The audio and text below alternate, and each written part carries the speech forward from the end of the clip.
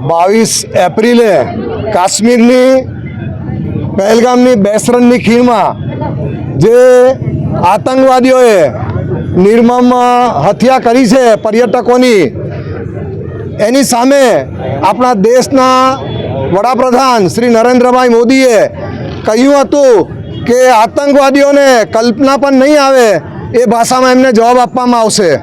અને એ જ રીતે આપણે આ દેશની લશ્કરની 3 પાંખે પાકિસ્તાનમાં જે આતંકવાદીઓના અડ્ડા છે એને નેસ નાબૂદ કરેલા છે।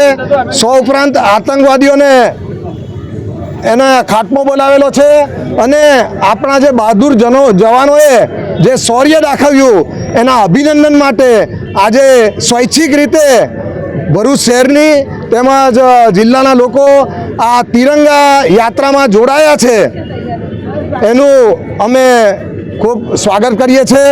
બધા જ ધર્મના સંપ્રદાયના લોકો આજે સ્વૈચ્છિક રીતે આ તિરંગા યાત્રામાં માતરિયા તળાવથી આપણે સ્ટેચ્યુ પાર્ક સુધીની જે યાત્રા છે એમાં જોડાયા છે। સૌનું સ્વાગત છે।